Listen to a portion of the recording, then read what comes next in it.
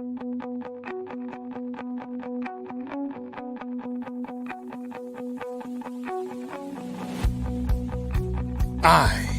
am Black business.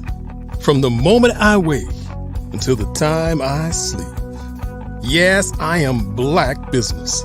I am Black business. Tell me, are you Black business?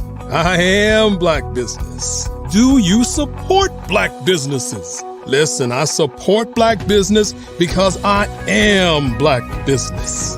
Black Business Expo, one of the largest business showcases in the history of Black business in the world. The world! Sign up today at www.blackbusinessexpousa.com or call 919-308-9090. I am Black business.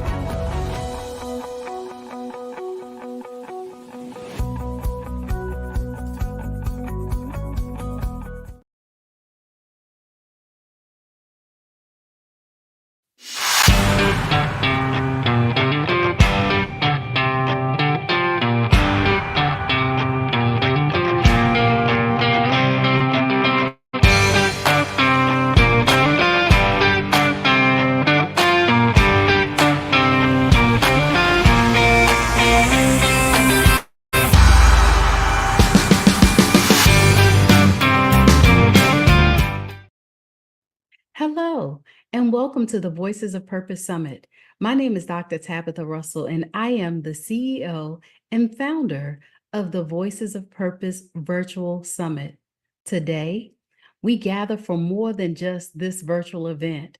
We gather as part of a dynamic and transformative movement. The Voices of Purpose is not merely a summit. It is a collective journey of like-minded individuals, entrepreneurs, visionaries, and change makers, all united by a shared mission to empower and impact the world with our unique and powerful messages. You are here because you believe in the power of purpose-driven entrepreneurship. You understand that our voices, when amplified and united, have the potential to create powerful change. Each one of the dynamic speakers brings a unique perspective, a distinct story, and an unwavering commitment to making a difference. Together, we form a community that transcends boundaries and champions a future built on purpose and passion. Over the course of this summit, many will share innovative ideas, exchange invaluable insights, and build lasting legacies. This is not just an opportunity to learn, but a chance to be inspired and empowered by the unique messages that pave the way for positive transformation. Let the insights shared here today show up in our actions and let it echo far beyond the boundaries of our homes or workplaces, igniting change in our communities and beyond. At the Voices of Purpose Summit, we celebrate the power of our collective voice. We recognize that each of us has the potential to contribute to a greater good, and that together we can create a legacy of empowerment and impact. This summit is a platform for everyone to share their stories, to challenge the status quo, and to collaborate on solutions that drive meaningful progress. As we embark on this journey today, I encourage you to be fully engaged, to embrace the spirit of empowerment with a willingness to implement and be transformed. This is your moment to connect, to learn, and to lead. Let us be open to new possibilities, ready to forge new paths, and committed to making a difference. So thank you for being part of the Voices of Purpose Summit. Your presence here today signifies your dedication to a future where purpose and entrepreneurship go hand in hand. Together, we will create a ripple effect of positive change that will resonate across the globe. So thank you for being here today and joining us for the Voices of Purpose Summit.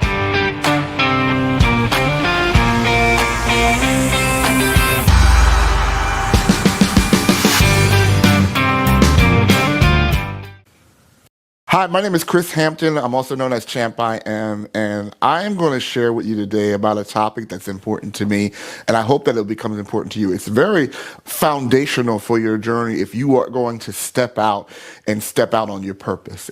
This is a purpose conference. This is a conference that's going to inspire you to see yourself in a different way. But one of the things happens when you start seeing yourself in a different way, you start to move different, you start to step out different. What happens is you now start to talk about your vision, and now you need people. Yes, you need people to see your idea, to be able to gravitate to see how they can help you to build your next level, right? So in order for you to do that, you need something that's a foundational skill. It is a skill that you need to do it, and you need to do it intentionally. It's called building a network. Have you ever heard them say, anyone say to you that your net worth, right, is dependent on your network? And that is so true, because it takes relationships that are connecting to your vision that's going to help you go to the next level. A network will help you go further and faster than if you were to do it by yourself. Now, there's a lot of apprehension when we talk about networking, because it requires you to put yourself out there in front of people. It requires you to be vulnerable with your brand and confident with your brand as well. So I want to deal with today 6 keys that are going to help you build a strong network. These keys are essential mindsets you need to open the door that you can build networks faster and stronger. Because again, you cannot accomplish your purpose on your own. You're going to need people who are going to see your vision and want to put their hands on your vision to take it to the next level. And sometimes you need networks to open doors where you couldn't open them by yourself. There are relationships that are on the next level that no matter how hard, if you were going to knock on that door, and even you in your best self coming up and showing up in your best self would not open that door to opportunity unless someone else was to make the introduction. So yes, you need to be in a network mindset wherever you're going, but you have to have the right mindset. And that's what we want to talk about today, is the right mindset when it comes to network. One of the first tips I would share in building a strong network or a next level network is, number one, you have to be the network that you want to be. I'll say that again. You have to be the network that you want to be. It's amazing. I remember when I first started my stepping out into doing professional speaking and stepping out into becoming a motivational speaker about 7 years ago. And I remember stepping out and nobody in my backyard was supportive. And it really was an eye opener, because I thought that they would be supportive of me finding my purpose, and I'm there, and I thought that the people next to me, my mom was probably the only one that believed in me at that time. She sewed into me, and that was a network, but she had sewed into my life to go take a class on how to step into this world of speaking, right? But that was a network relationship I had with my mother, right?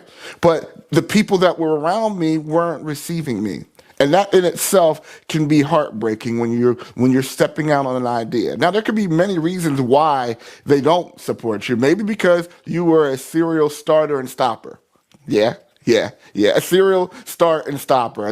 You've done Tupperware, you sold timeshares, you sold life insurance, you sold whatever network marketing thing that's out there. You probably had your hand in it. And now you finally found the main thing that's going to guide your life. And now you expect everybody to start over and jump on board with you. And you know what? To be fair to those that didn't jump on, I probably wouldn't have jumped on either. Why? Because some things take time. Some things show that when you're working into your purpose, that you are going to take time to develop yourself. You're going to take time to invest in yourself. And before you ask someone else to invest in you and to invest in your dream and your vision to go to the next level, you have to put in that sweat equity to be able to go to that next level so they can see that you're worth investing in. So while you're out there building your network, they'll see your work and eventually they'll get in. So don't worry about that "they're not supporting me" phase, because you have to show yourself consistent. But most importantly, coming in here from the networking side of things is you have to be that network that you want to be.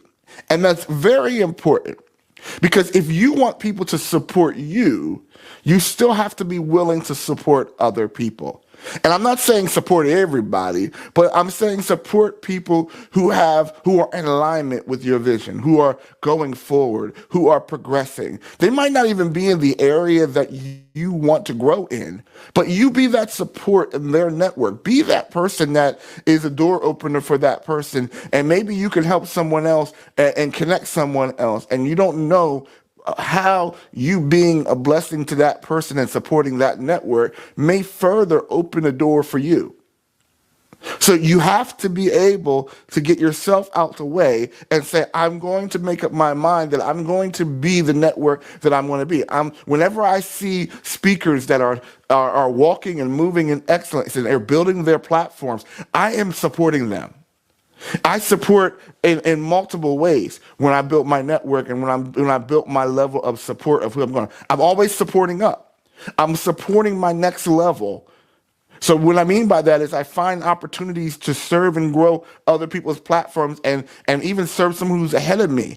I remember one time when I was stepping in about 7 years ago, I had a mentor, right, that I made a connection with. And I said, you know what? I'm going to work on your table. I would like to sell at your table, and I'm supporting you. You don't have to pay me commission, right?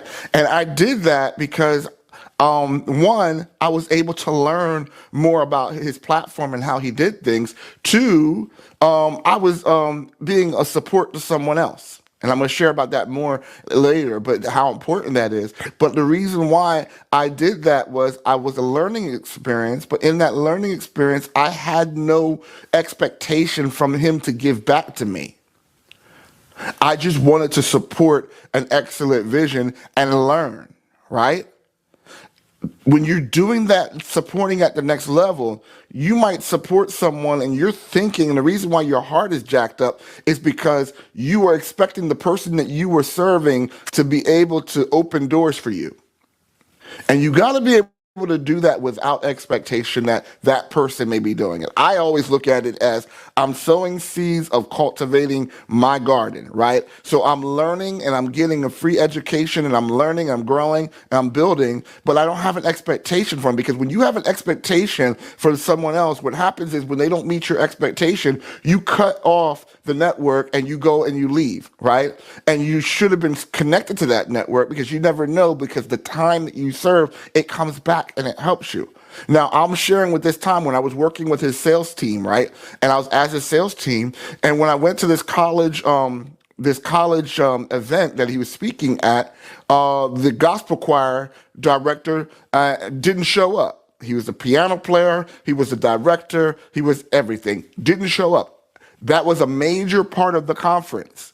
Was this choir. The kids from all the colleges would look forward to the gospel concert that they were going to participate in. Now, I had a skill that was not what I was there for, because in my church at the time, I was a praise and worship leader. So I knew I could hear the voices. I knew all the songs that they were talking about. And he looked at me, he said, well, Chris, you do this every Sunday. But I made the excuse and said, well, I don't know how to play the piano. I know how to sing. I know how to lead. I know how to direct. But I don't. He said, out of all these students, you have a keyboard player. And he was right. There was a keyboard player. And when I'm saying out that, we ended up doing a great gospel concert. We ended up opening for Ayala Van Zant at that day. But we had a great opportunity. I got exposure. Why? Because I became the network that I wanted to be. Right? I wanted to receive. I wanted to be the network that I wanted to be.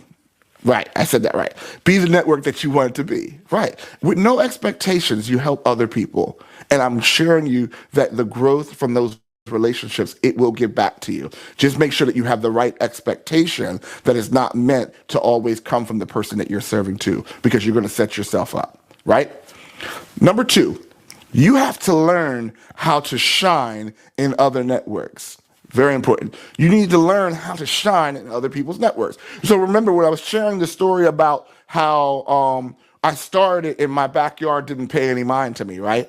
So it's funny that when I was I was still committed to speaking, so I would speak all over the place, and then I started getting opportunities to speak. So I lived in Jersey. I start speaking in New York, and I'm on the stages in New York, and people see that, and they're like, wow, Chris is doing something. Then I was in the DC area, Chris is doing something. Oh, I'm in Orlando, Chris is doing something. Oh, I'm in India right now, and he's like, ooh, Chris is doing something. But what amazed me was I was doing the same thing on all those places that I was doing in Jersey, right? I learned an important lesson in that. I learned an important lesson about shining in other people's backyards. Again, don't get your heart set that people around you are going to jump on real quick, because they might not. Right? But when I did that I started shining bright in other people's backyard, eventually my backyard caught the revelation of who I was and that I was great anyway. But I'm not looking for their confirmation of greatness. I'm building relationships. Right. So while I'm shining in other people's backyards, I'm building relationships and I'm building exposure at the same time. So that's key. You have to be intentional. You have to be willing to speak and go where speakers speak. You have to be willing to go to the places of your next level. It might not be speaking that you want to do, but if you're going to start a business, then you need to be able to be in rooms where you might not be in your corporate space. In your corporate place where you're planning at right now, they might only see you as lower level. But when you start getting in other rooms and showing up in other rooms and other places, I guarantee you, as you start to shine in other backyards, it'll come back to you and other opportunities will come out of it. So I said you have to be the network that you want to be. Then you have to learn how to shine in other people's networks or shine in other people's backyards. Number 3, you have to stop being transactional. Ooh, this is important. This is important right here. Stop being transactional. What do I mean by that?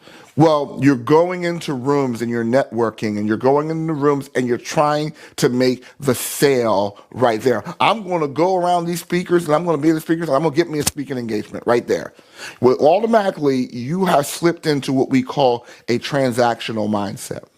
When you are building networks, you are building relationships that are meant to last. Relationships are meant to last and they're meant to go over and over again. They're reusable, right? That connection is reusable. It's like almost like an energy source, right? When you're networking and you're connected to the network, you are connected to the energy that you're connecting to, right? But when you're transactional, you are only looking for that one-time sale. A transaction happens, and once that transaction is over, it's done.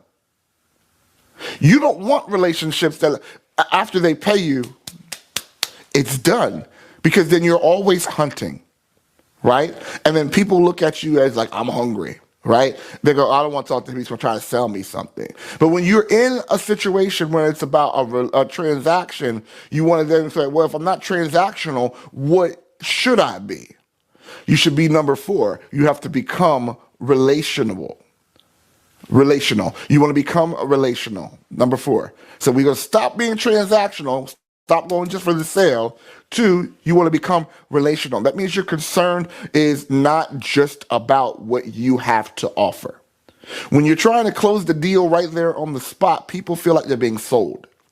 But when you're listening and you are actually 100% invested in listening to what that person does. Listen, I might be talking to someone who sells coffee for a living, right?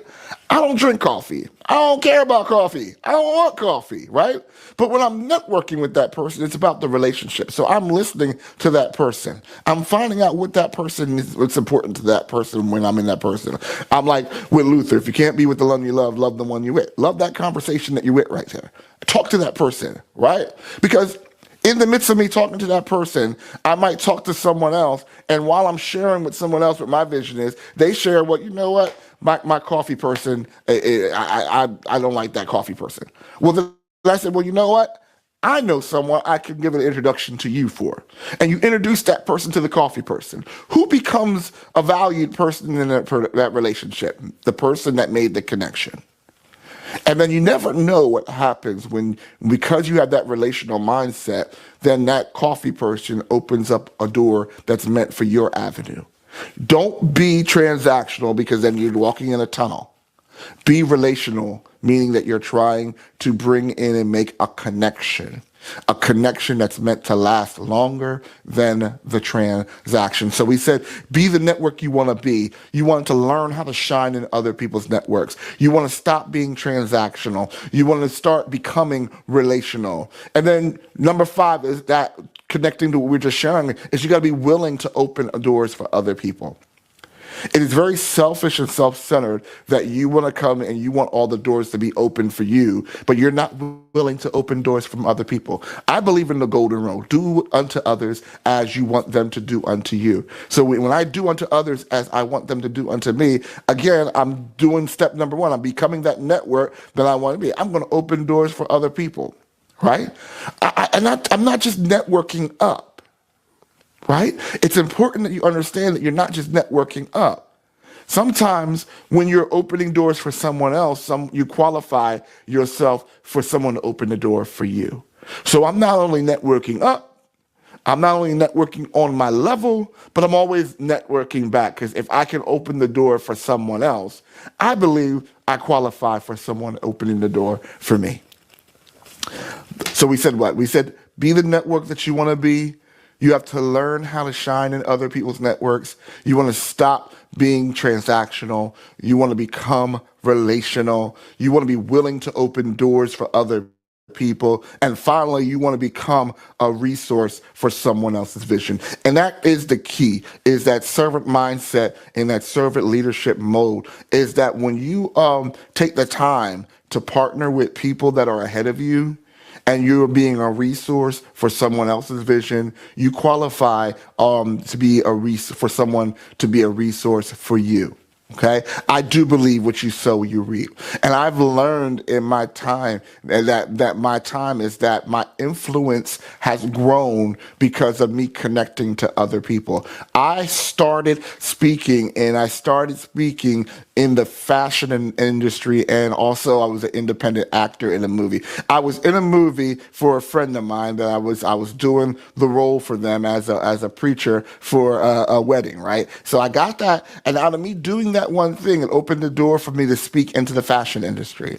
My very first time speaking, I was speaking to models, talking about understanding your worth and how to see your modeling in a business view and entrepreneur view. Treat your body like the business, right? And we were showing them that they had more worth than what they were putting into. That was my first time, and it opened the door. And the relationships that I had made from that time have opened so many doors to the corporate side that I have now. And it was all because I was willing to be a part of someone else's project, to be able to connect with their vision and make their vision work.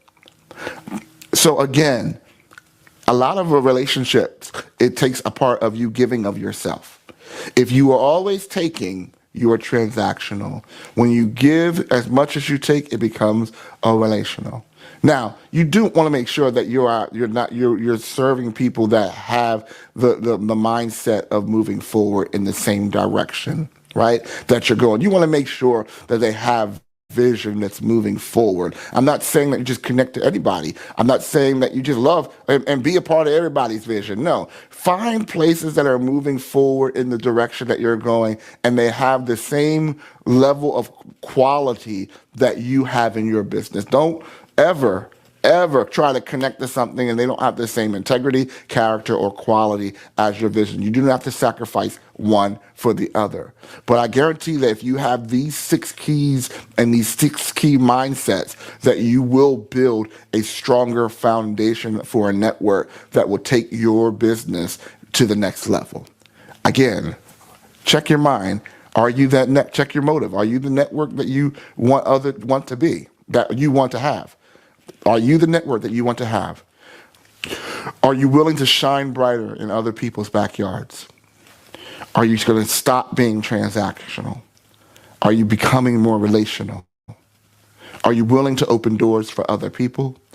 And are you willing to become a resource for someone else's vision? If you are, then you're on the step to building a bigger, better, stronger foundation for your network. Again, I'm so glad to be talking to world changers, purpose movers, and people that are ready to go to their next level. My name is Chris Hampton, and you can reach me on champim.org. Let's connect and grow together.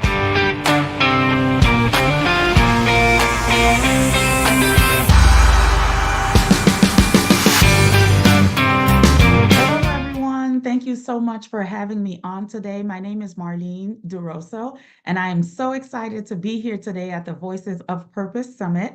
I'd first like to start off by sending a huge thank you to Dr. Tabitha Russell and her staff. Thank you for putting this wonderful event on, and thank you for allowing us to, myself as well, to grace your stage and share your platform so that we too can share the reason why our voices are used on purpose going forward. So again, I'd like to introduce myself. My name is Marlene Sapodi DeRosso. I am a child of Haitian immigrants. I'm first generation American. I was born and raised in sunny Miami, Florida, in the county of Miami-Dade in the community of Little Haiti. So I always start off by talking about my heritage because as a child of Haitian immigrants, education is something that always was so important to my household. My mom and dad instilled the value of having an education as they raised us. Now, it doesn't mean that everyone was necessarily meant to go to school and get 4-year degrees and post, baccalaureate degrees.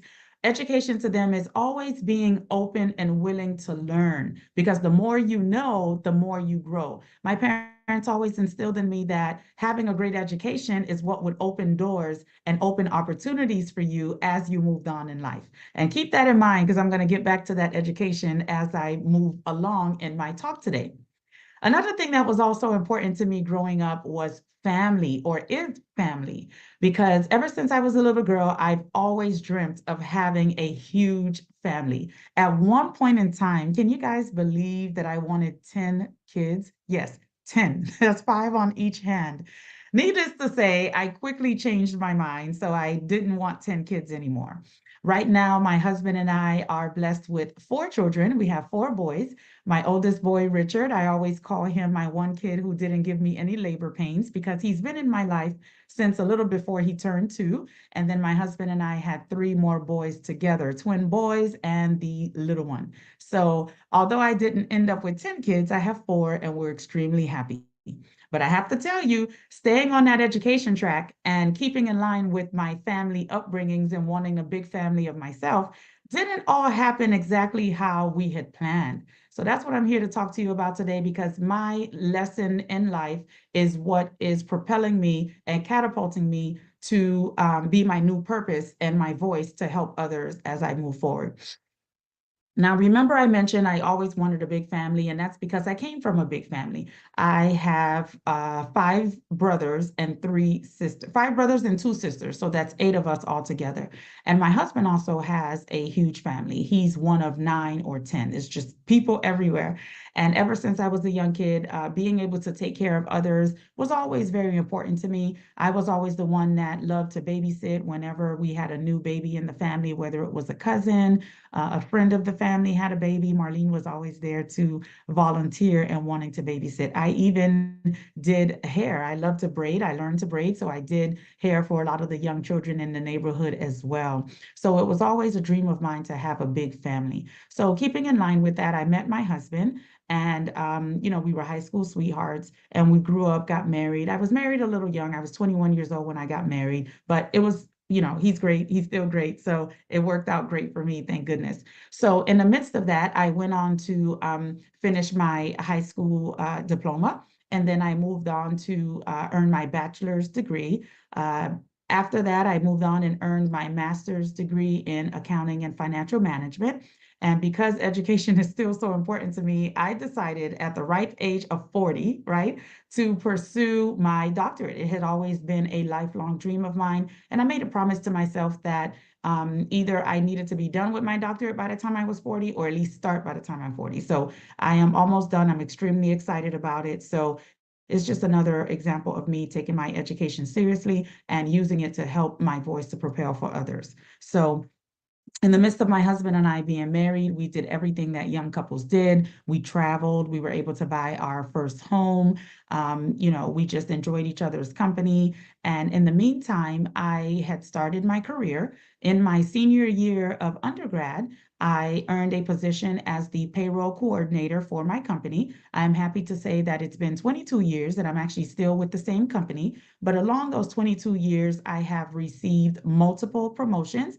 And after starting off as the payroll coordinator, I am now the CFO, otherwise known as the Chief Financial Officer for the company. So it's an accomplishment that I'm extremely proud of. And, it's really, really difficult trying to navigate that leadership career while also trying to build my own family. So let me tell you a little bit about my story. After having been married for a while, my husband and I, although we weren't actively trying to start a family, it never really happened for us. So we decided to see the medical professionals. And in doing so, it was determined that we would have to need help to start our family. So having that diagnosis of infertility is something that, one, I wasn't prepared for. I don't think anyone is ever prepared for having an infertility diagnosis.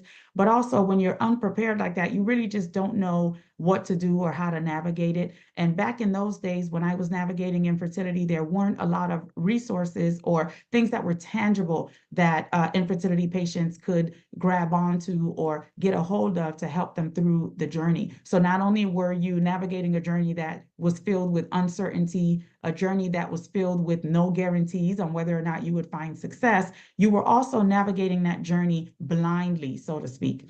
So while I was trying to navigate my career, I started off as the payroll person. I then was promoted to become the general manager of the, not general manager, general ledger accountant. So I took on the responsibilities of general ledger accountant. From there, I moved up to become the assistant to my current CFO at the time. She was the CFO, so I worked alongside her as her assistant. And in addition to that, she took heed to me and became one of the most impactful and influential mentors that one could have. And that's why mentoring is also really important to me, because I am a product of mentorship, and I also look to give back in the form of mentoring to other people that are coming up and looking to occupy a leadership role. So during my 22 year with the company, I indeed had 3 mentors. One of them was exactly like I explained, my immediate boss, which was the CFO at the time, and also my HR director and the actual owner of the company, although my 2 mentors served as a sponsor for me when it came to the CFO. So they allowed me to occupy tasks and take heed of deadlines and given responsibilities that would allow me to shine or be recognized in the eye of the CEO of the company, which ended up working out really, really well. So in the midst of that, I'm dealing with this infertility diagnosis. And as a person that's trying to build their career, it's really, really hard, because infertility affects 1 in 6 people globally. That means if you're in the grocery store and you're in the checkout line, sometimes there's 6 to 10 people waiting in the checkout line. That means of those people in that checkout line, at least one of them are experiencing or have dealt with the infertility phenomenon that is going on right now. And it's something that's really prevalent in the world. However, not a lot of people talk about it because of the shame and stigma that, is surrounded by that infertility diagnosis. So that's why it's important for me to use my voice now to give purpose to those that are dealing with infertility and let them know that they aren't alone and that there are resources and help out there to help them navigate through this. Ooh, that was a lot, right? So back to the leadership aspect and how it ties in. When you're dealing with an infertility diagnosis and you're also trying to build your career, as a woman, it's really difficult, because let's be honest, oftentimes women are viewed as either less reliable or non-dependable, or having the inability to take on the great responsibility that comes with occupying a leadership role in many corporations. So being dealt with infertility adds a little bit more pressure on a woman to occupy those roles, because in my particular example, having been dealing with infertility and having to navigate that involved a lot of doctor's appointments. You know, you either had doctor's appointments or procedures and different diagnostic testing that needed to be done, which required my time away from the job. So either I was having to come in late because I had appointments in the morning, or I would request to leave early because I had something to do in the afternoon as it related to my infertility, or sometimes I found myself taking extended lunches because depending on what's going on, the different test or the different procedure that needed to happen, it had to be planned around lunchtime. So here I am requesting to take an extended lunch. Now, I have to tell you that was very, very difficult to deal with because I didn't want to be deemed as the unreliable or having bad attendance, so to speak, when it relates to trying to get my job done. So one of the good things that I was afforded in my positions, the various ones that I held with the company, was the ability to have a more flexible schedule. So thank goodness to my mentors, because I didn't really have to go into detail a lot about what I was doing or what I needed in that particular respect, because for a long time, the company and how they led focused more on project orientation and meeting deadlines, not necessarily wanting to count heads or take attendance every day. So I have to say that was something that worked, but you know, without having told them what I was going through, I know it still stood out that I needed more time and had to take a little bit more time away from work to be able to get what I needed done. But it was really, really stressful because the field that I am in is in the healthcare field. And being in the financial or accounting segment of it, it involved lots of deadlines that had to do with reporting, filing reports, submitting cost reports to governmental agencies. So a lot of the times these deadlines did not wait. And in the event that you were late to submitting a deadline, you know, it involved, you know, great financial strife for the company. Sometimes you were fined between $500 to $5,000 a day if you were late. So needless to say, I had to be on my P's and Q's trying to navigate the time constraints that related to trying to get my fertility treatments intact, and the time and financial constraints that involved getting my work done, because at the end of the day, the work needed to get done. So that was something that we dealt with a lot as it related to trying to navigate the corporate ladder while I was dealing with infertility. And having being dealt a infertility diagnosis was very, very difficult because, like I mentioned, back when I was undergoing this particular issue, they involved not as many, you know, support systems or help that was out there. So some of the things that I did to help me navigate this journey was indeed my faith, because also as a person who seemingly had it all, you know, I had the husband, we had the house, I had the career, you know, I was able to live a life that afforded me the opportunity to do all of this stuff and be happy. However, that one little thing was still missing. And it's, why is it that everything else seems to be falling into place, but this family building journey just didn't seem to be going anywhere? And as a person of faith, which is one of the resources that I tapped into before, during, and even throughout and after my infertility journey, was my faith. And a particular verse that still rings true to me today, and it is also what helped keep me motivated, is Jeremiah 29:11. So, you know, don't butcher me if I end up messing up the verse, but I know it very well. And Jeremiah 29:11 says, "For I know the plans I have for you, says the Lord, plans for you to prosper and give you a future and hope, not plans for you to fail," something along those lines. So because I always took heed to that the Lord, whom I love and believe in with all my heart, has overall plans for me to prosper. So if he has plans for me to prosper, who am I to have doubt in myself or him to allow that to happen for me? Now, I will tell you that when you're on this infertility journey, it doesn't end or look the same for everyone. However, when you're navigating this path of uncertainty, having that faith and belief that even the Lord Most High has faith in you, it allows you a little bit of motivation to help keep going. So my faith is one of the things that I did that really helped me get through that particular time in my life. So the other thing that really helped me was tapping into my therapist.